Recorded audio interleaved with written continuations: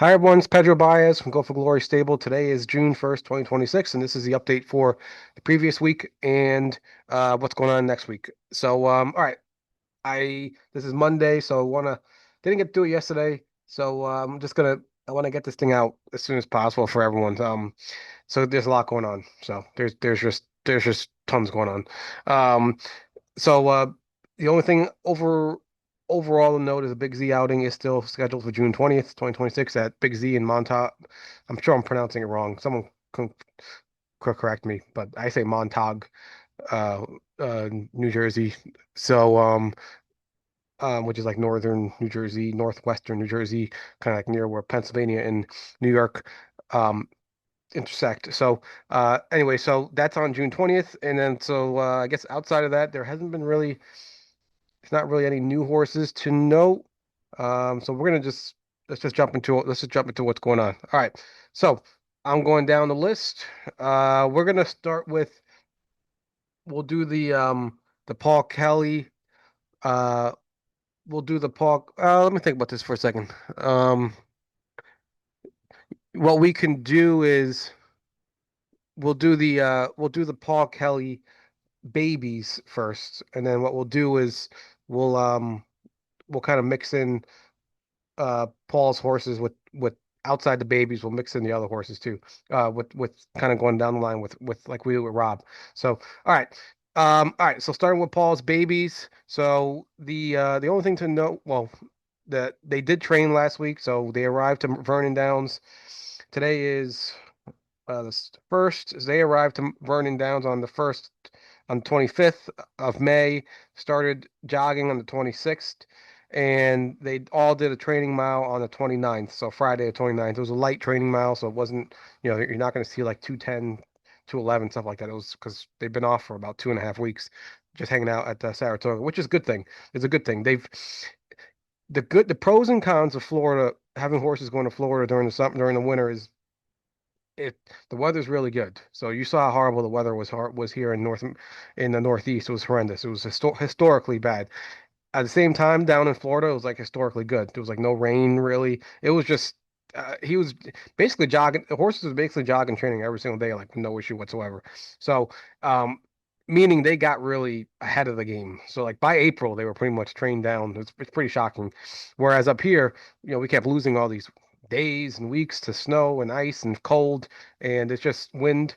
So we kind of had like natural days off and stuff, whereas Paul's horses did not. So they're pretty ahead of schedule. So they needed those 2.5 weeks off. That didn't hurt them at all to get a breather, and because they've been going really hard in the winter. But so they did some training on Friday, and they're still moving along, and they're going to do some more training next week. So I wouldn't expect to see them. Uh, in, the fact that they only did a light training mound, they've been off for 2.5 weeks. So I wouldn't really expect to see babies, for Paul hitting the track probably until more like the second half of June is what I'm thinking, the earliest. I don't think it'll be early July. I don't think it'll be early July because there are some early July races. I think like New York specifically, or potentially. I think it's Buffalo. So Paul's not crazy about going to Buffalo to the 2-year-old trotter. Um, but we'll see if he does. He might. He's done it before. But I would say for Paul's babies, like just I'm thinking just he keeps his cards close to his vest, which is and that's how we've operated for years, and we've done it successfully. And I don't want to mess with anything. I don't want to jinx it with the babies.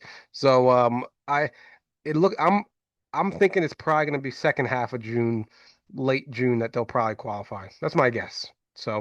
Um, so that's the story with the babies. Although I say that, and then who knows? Maybe Paul, next week or 2 weeks from now will say they're ready to qualify more like mid-June.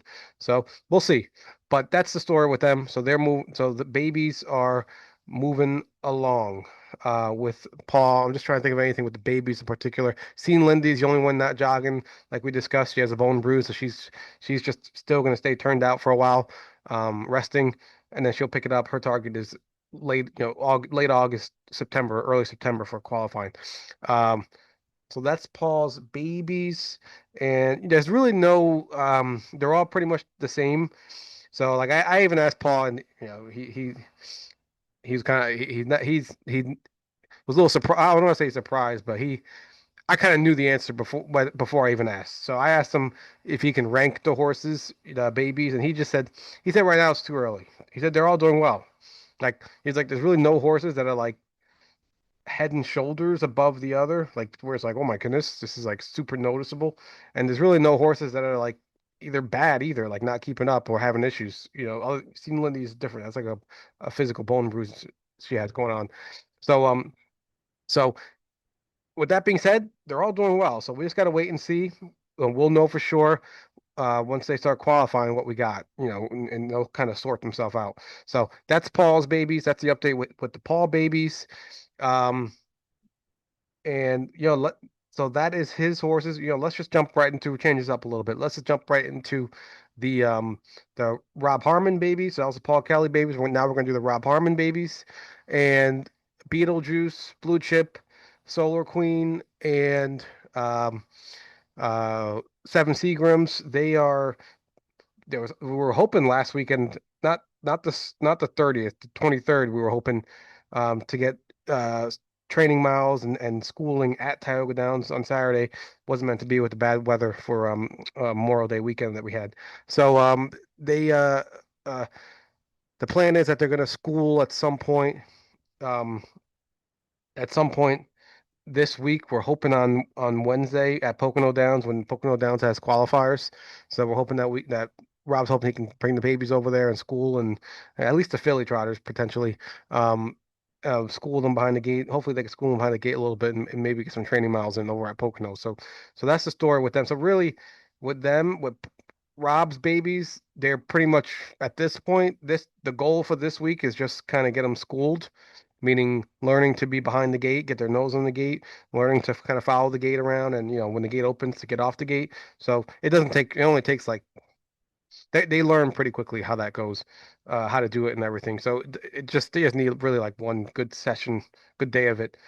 So that's the plan for this week is to get them schooled behind the gate because as far as fitness and everything, they're pretty much ready to qualify. Let's be honest here. They've been pretty quickly. I think 212 or something like that. 214. I can't remember. In the half mile in the jog cart. So, um, they're probably, I'd say they might qualify as soon as next week. So Rob Harmon babies potentially might qualify as soon as next week, the 10th, a week from this Wednesday. So June 10th. So that'll be a big day. Beetlejuice, Solar Queen, and Seven Seagrams if all, let's keep our fingers crossed, but if all goes well, there's a decent chance they might qualify, do the first qualifier on June 10th, Wednesday next week. So that's the big announcement for today. Um, those three babies look like they're just about ready to get going. So next week on Wednesday, the plan is that if everything moves along, they'll be out Pocono in the morning, and then we can watch those replays, thankfully on YouTube. So that's the babies. So we're just keeping our fingers crossed with Rob's babies, and then like I said, and then I'm like and Paul's babies are doing fine too. It's just they're probably more like a week or two after Rob, um, which is fine. No, they got a long season, and Paul's babies are mass breds. So Paul's babies are mass breds, Massachusetts breds. So they got September and October racing, whereas Rob, I mean, he does have September, October racing, but he's also got he doesn't have Massachusetts. So his horses, we got to make money like once they start going June to August, June to September.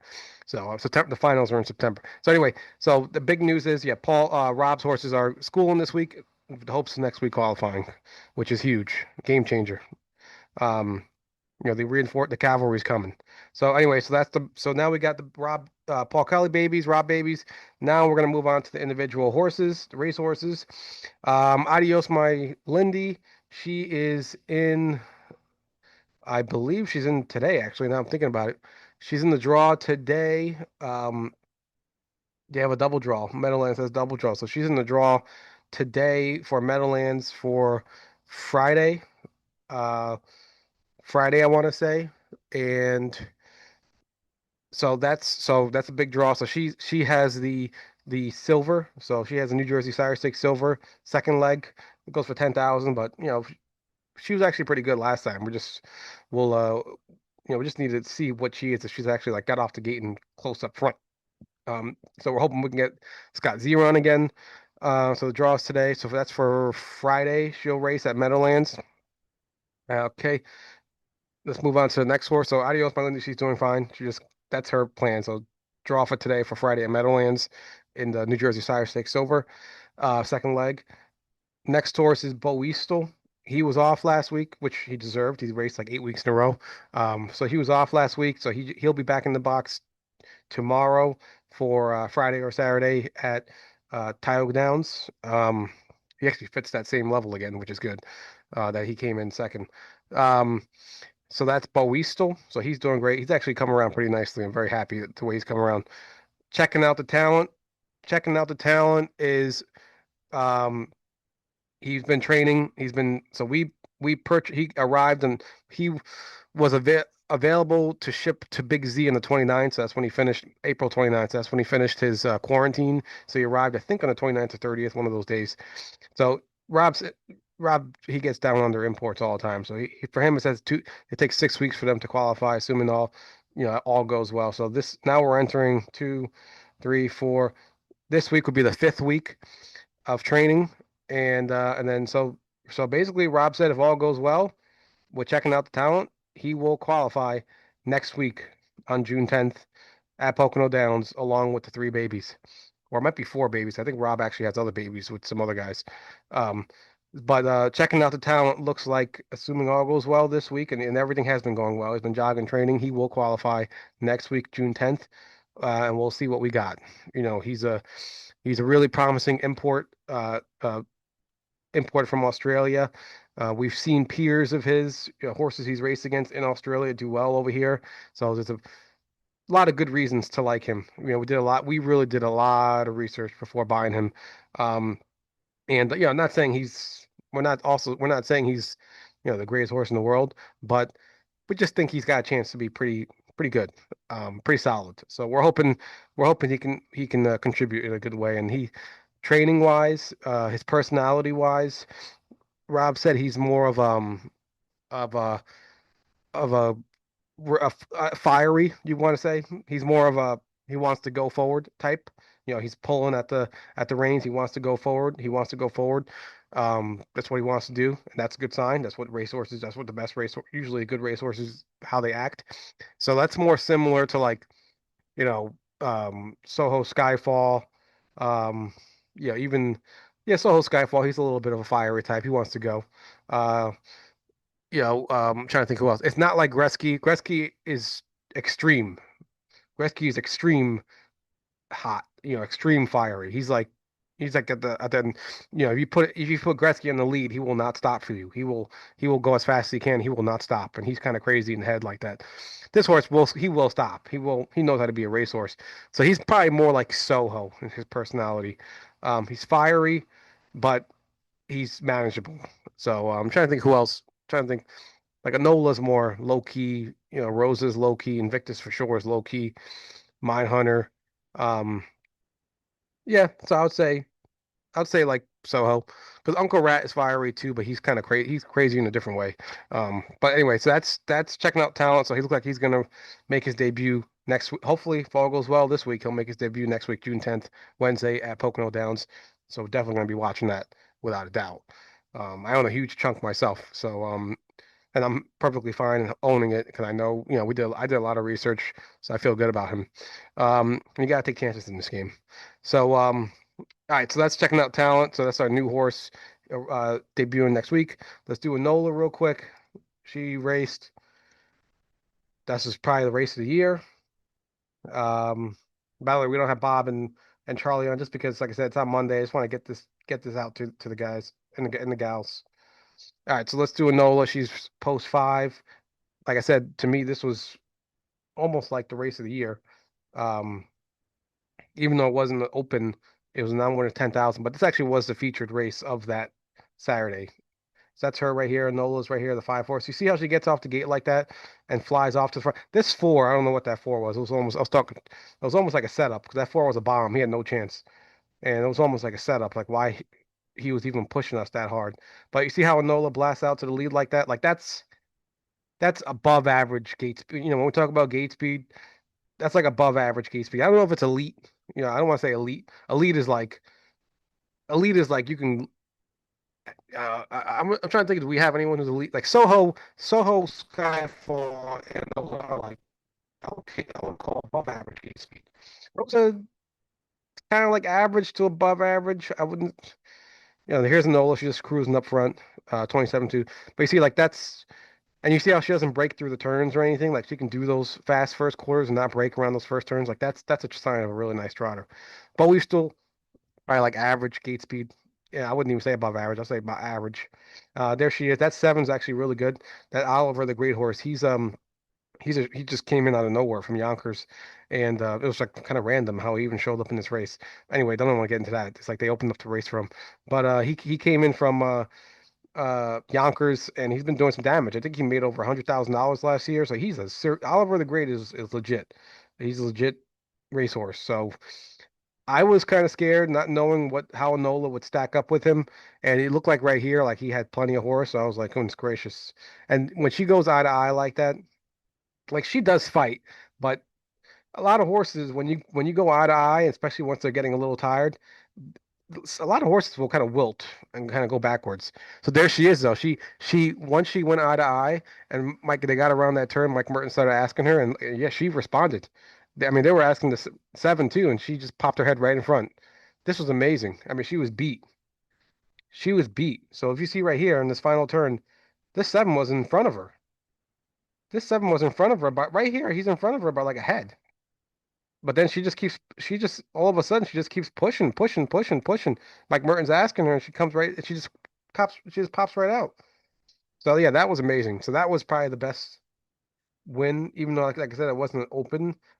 It was more how she did it. The fact that she got beat around the final turn and still came back to win, that's amazing. So that was incredible. So well done to all the Enola owners. She was really good, and that's we want to get more horses like her. That's the plan, but easier said than done. She's in the box Tuesday, back for Tioga on Saturday. Probably the open now. All right, let's go next horse for whom the bell tolls. Um, she raced yesterday in the Excelsior series. There was actually a lot of scratches in the race, which helped us out. Less work for us. So it was only five horses. We were the three horse, and the two was a heavy favorite, 1-9 shot. I think Linda Toscano or something like that. So I mean, it's a nice horse. It's no, there's no shame. So that one kind of did us all a favor by going right to the back like that, and then it's basically a two horse race. So this was a two horse race all the way, and that 1-9, that two horse, that 1-9 shot, clearly that horse, she's a lot better on the half than From the Bell Tolls. From the Bell Tolls, she's good. She's got a lot of power. She's very good. But on the half, she's not the greatest. That's kind of like her only, I want to say like downside. Whereas that two, like you see this turn right here, that two just goes right through the turn, not really slowing down much. But From the Bell Tolls, she's kind of, for her, she has to work a little harder in those turns to just keep up type of thing. But like I said, she's actually not bad though. She's not bad. She could be a lot worse. I've seen a lot worse. I've seen way worse. So she's actually not bad. But that too is excellent. So, you know, like I said, there's no harm when you face a horse like that like look, she's gonna hit this turn pretty hard. This last half is 56-1. So that two, look at that two, straight as an arrow right through that turn. We actually are pretty good through that turn too, actually. I take it back. But but it's just a good horse. So I think that two actually ended up doing a 56-1, off of this 29, off of this 59 first half, which is 56-1 is like, that's like we're getting into like Mindhunter and Soho Skyfall, back half type of stuff. So those are legit. That was legit. So you know, even talking to like Matt Lamont or some of the guys, like you can even argue this horse that two is better than Excelsior. You can even argue that too. How she did that back half, you can argue, especially it looks like she's wrapped up. I think she's wrapped up. Yeah, she's wrapped up. So you can, meaning she's not even trying. So she did 56-1, not even trying. You can argue that horse doesn't even belong in the Excelsior. Which if I was the owner of that horse, I would say she deserves at least a shot in at least a chance in the sire stakes. You do 56-1 that easy. Back half just cruising on cruise control, meaning she can probably do 55 and change if you actually asked her. Yeah, I would try her in New York sire stakes. Don't let the let the lesser horses, let us get the Excelsior. You don't have to, she can go race for like 85,000 versus 20,000, a horse like that. So hopefully that horse gets out of Excelsior, or at least we can dodge her a little bit in some of the other divisions. The yellow divisions went reasonable for From the Bell Tolls, I'm pretty sure. Let's actually take a look real quick. Um, because you see, this is stakes racing. Um, it's a little different than how you look at regular races. So we were race six, so we did 56-1. 50, we did a 56-1 and about a 56-4 back half. So if we look at the other Excelsiors, yeah, 55-2, 55-4. Let's see that winner over there. He did a 58-1. Yeah, 57-1. So I mean these 8-2. Yeah, so there's no really outstanding horses in here. So I think, in other words, I think From the Beltos could have won this division, or at least be, top two, top three. Sire Stakes is a different animal. They're doing 55 and change. Um, they're doing 56 halves for breakfast, and that's what you expect. So that's what I'm saying. I think that other horse, I don't think she really belongs in our race. Um, Excelsior, yeah. So 56-1, we would have crushed this field. Um, and let's just keep going through. 55-4. Yeah, so we would have been very competitive in this one. Um, very competitive in this one. Oh, that seven was really good. That seven, that Lady Oakley was very impressive. I think that was it. So, long story short is From the Bell Tolls looks like she fits like a glove in the Excelsior. At least based on the horses we saw in the first leg, she fits like a glove. So, let's just hope the next leg, let's hope they get that horse out of there. Grazia, whatever her name is. Just hope they put her to Sire Six and give us a little break here. They should. They should give her at least a chance. That's my view. But I'm not the owner.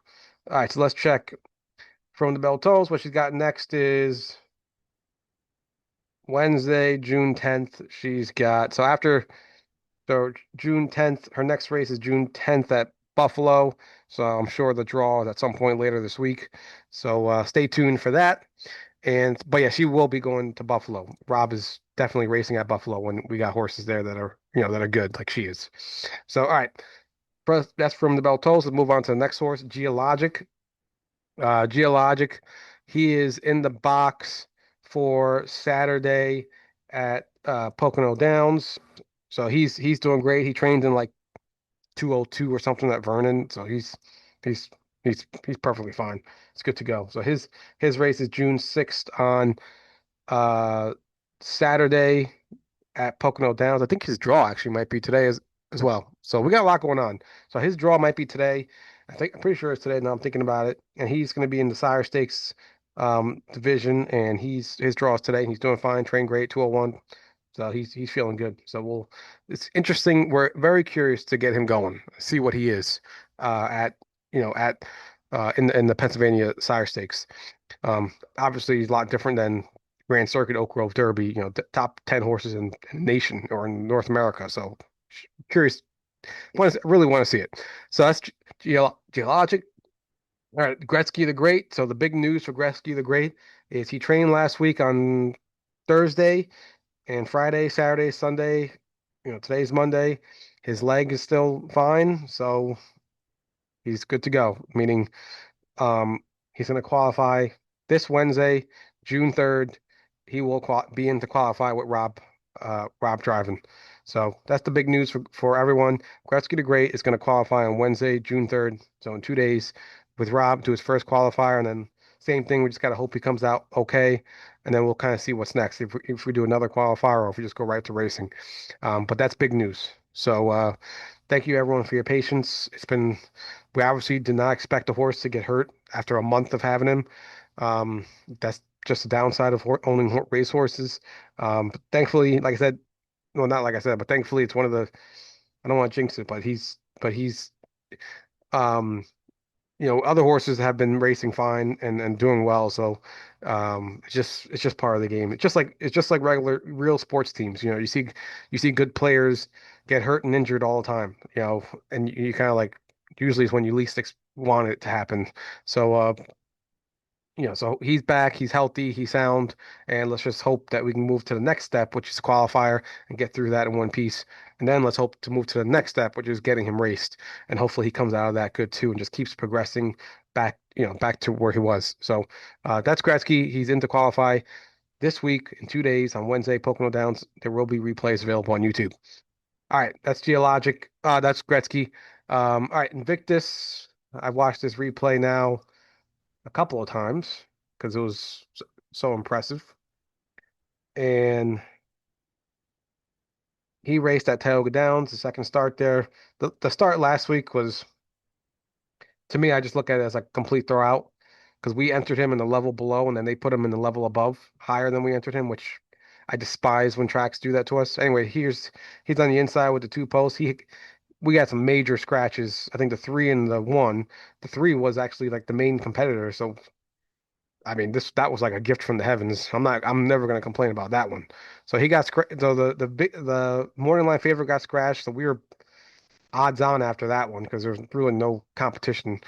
And that four gave us was a little surprisingly how fast that four was rolling. I think this first half eventually went in like 56-1 or something, um, which is pretty quick.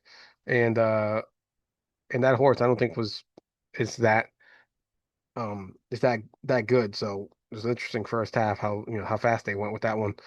But Invictus was right on his back the whole time. So he was riding his back the whole time. And the key with Invictus is, and you've all seen it right now. You've all owned with him for a while now. The Invictus owners. He's a lazy horse, so he's got a lot of speed, but he's a grinder. He's a grinder. I don't want to say lazy, but you have to get after him. You have to ask him. So you see how Mike Merton now, you know, he's getting ready to make his move, and he's getting ready to make his move right here. And then, but he's starting to get to work. Mike work. You see how he whipped him a little bit. Not whipped him. He whipped the sulky. Mike Merton is starting to throw the lines a little bit. He's starting to get after him, and that's how Invictus likes to be driven. He's If you just turn him out and give him race track, he's not really going to fire. He's not like Soho or Enola. He doesn't do that, or Rosa. You got to kind of keep asking him. So that's what Mike's doing. He's asking him, and he's responding every single time. So this was a complete blowout. I mean, I mean, he didn't even have to. I mean, Mike Mertens just got a statue right now the rest of the way. I mean, this was a complete blowout. So that horse needed that race. He's been getting his head. He's been racing great, that horse. It's just he's been in very difficult races at Meadowlands and then last week at Tioga. So he finally got a good race and he took advantage of it. That's the most important thing. So anyway, so um that's Invictus. So he's we just gotta see what we're gonna plan next. If we're gonna you know he's been racing a lot, so we just gotta see when we gotta give him a little breather or something like that. So um I think more than likely he'll be in the box for Sunday at Tioga because he still fits pretty low over there, so we want to take advantage of that. Um, but yeah, we'll catch up with Rob and just know for sure in the next 2 days. The draw isn't until I think Wednesday, so we got a little time to figure that out. But he's the horse is feeling good. Obviously, that was a big mile. That was very comparable with a lot of the miles yesterday. Obviously, not the Open. The Open was going like 50-4. Victus went in like 52-4. But the other horses he's pretty comparable with. That he fits pretty well over there. So anyway, that was a good, excellent win. So congrats on Invictus owners. Excellent win. Just Rose's luck. She had last week off, so she's racing today, later today at Monticello with the five post. Vicky's every day is back in that race. She was kind of like her other arch enemy other than Jillian Jiggs, so we'll see how that goes because Vicky every day got the inside post. But we got the five post, so we'll see what happens. Rose is feeling good though. Memento Mori, he's racing today. He's racing today at he had last week off. He's racing today at Saratoga, so he's got a five post also. See how that goes. See how Kyle Swift gets him going. My Hunter, he is racing. He also had last week breather. He's racing tonight at Yonkers. He's in 30 claimers. So I think there's a chance he can get claimed. We'll see. I mean, he's a good horse, but he's also got that ankle that we had to deal with last fall. That's kind of like, it's healthy and sound, and he is sound. It's just you just never know when that kind of stuff, might come back in the future. That's why we're going to be a little bit more aggressive with some of our claim tags with him. Um, where in the 30s, he looks like he fits really well in there. So, but we'll see. If he's taking that's $30,000 in all of our bank accounts, and I don't think we would have done too bad with him, especially considering what we went through. But we'll see how it goes. But he fits well. If they want him, like I said, we'll take the 30,000, take the cash, and move on. But hopefully we can keep him around and keep racing him for a while. So we'll see how that goes. He's tonight, Yonkers, also with the 5 post, Jimmy Marone Jr., who he's actually been killing it. He killed it yesterday or 2 days ago. Saturday he killed it at Yonkers. Um, all right. Next horse is uh Ship's Revenge. So Ship's Revenge, the big news for her was she was confirmed last week that she is in foal with American Courage, with a foal from American Courage. So she's been about a little bit over 2 weeks now that she's pregnant. So that's big news. Congratulations to all the Ship's Revenge owners. So it'll take, assuming all goes well, it takes like 11 months for the baby to grow and be born. Um, so that will be, we're hoping that that's the next part of the process. So she's gonna get checked again, I believe, in 2 more weeks, I want to say, um, just to make sure everything, she's still pregnant and all that stuff. So, but so we're not out of the woods yet. So the beginning, this early part of the pregnancy is especially for maidens, is always kind of a nail biter. So we just got to hope everything keeps moving along and keep our fingers crossed, keeps going, everything keeps going well. um but she's doing fine, and she's pregnant with an American Courage foal, so who's a New York sire, and we're going to hope to try to get Massachusetts eligible too. So congrats to everyone. And that means if we're all goes well, we should have hopefully a mid-April or so foal next year, New York sired pacing foal. So all right, everyone, that's Ship's Revenge. Great, well done. So let's do Soho Skyfall, because he raced last week, and this was unbelievable race. This was completely unbelievable. So he's the 4 horse, and this is where we finally got an inside draw after waiting, what seems like forever. And he got the 7 post again right after this. Is ridiculous. But anyway, there he is. You see how he blasts off the gate like that? You ask him, and he fly like that's more like above average gate speed. See how he flies out there? That's like above average gate speed. You know, my Hunter doesn't really do that. Doesn't have that extra gear. Um, Memento Mori for sure doesn't have that. Uncle Rat, he might. I don't think we've ever seen him leave the gate. Um, Enola has it. Invictus does not have that. Invictus, you got to like beg him to leave. Um, Trying to think who else. I'm sure I'm missing some. Geologic flies off the gate, so Adios My Lindy. So Gretzky for sure. So yeah, he got to the gate he got off the gate pretty easily. That 3 is the favorite, so that 3 coming first over on the outside is the main threat here. And the big thing is we don't like to race Geologic on the lead too often, but it's just he does so well. You kind of like have to every now and then. So he's 56-4, so that was a pretty quick first half, but he's good enough that he could, and that's what he does here. He actually drops another 56-2. So this was a really impressive race. So there he is in the lead.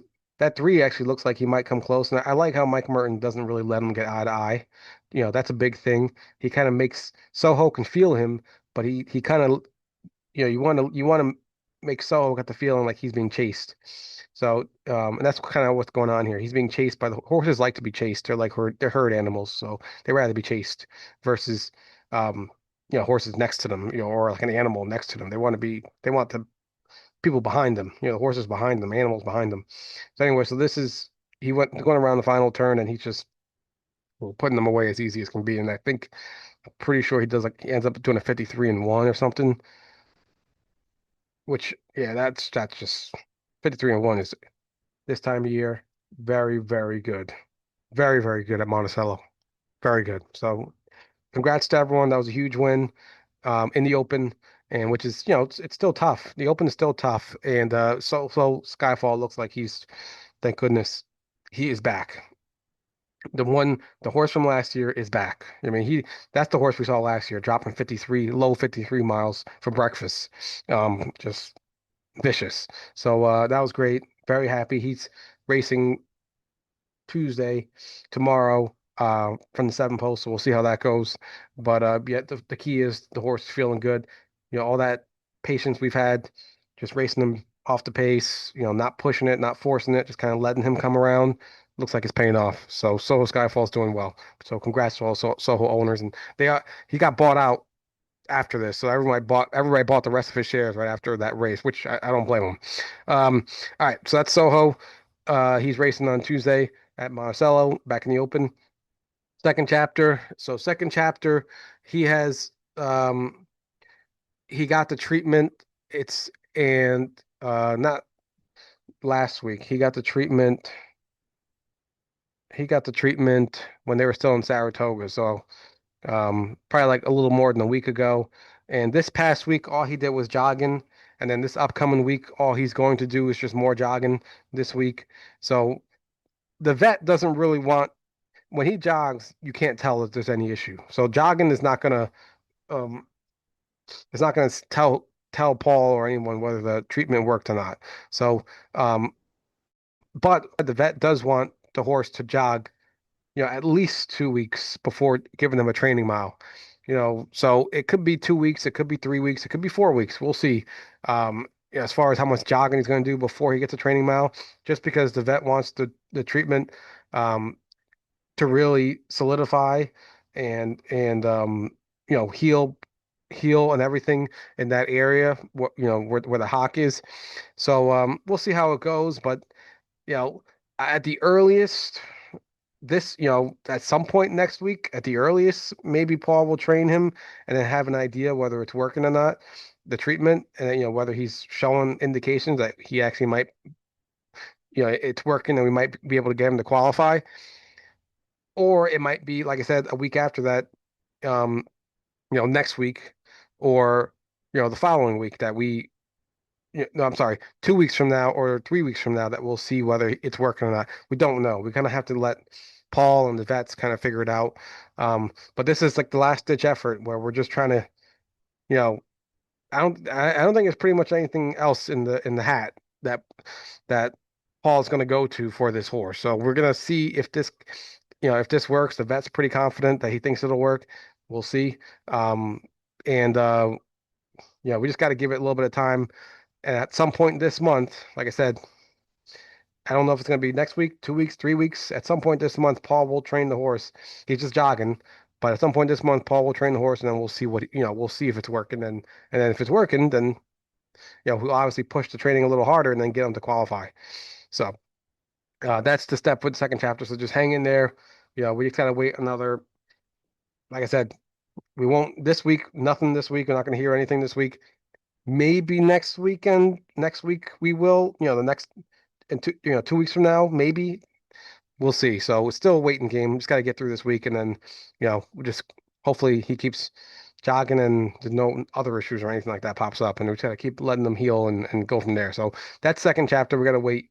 Um, we got to wait. So and last but not least, um, it's worth it. Like I said, the vet feels it's worth a shot, and he's confident. So let's just at this point, we're so far deep into this horse. Let's just finish it out and see if this works. So that's second chapter. Uncle Rat, he raced last week, and this was the most ridiculous race I've seen in a while. Um, we had a new driver on him. He had the 8 posts as usual. I think he got 6 posts again this week. His horse gets nothing but outside posts. And but the good thing is he got off the gate, so there he is on the outside. He didn't break behind the gate. He trotted, and that breaking behind the gate is not usual. This horse never does that. Um, So there he is. He's actually pushing out pretty hard. The 7 breaks in front of him, and then to me, I thought this was a sign to just take back, and then we'll come off the pace.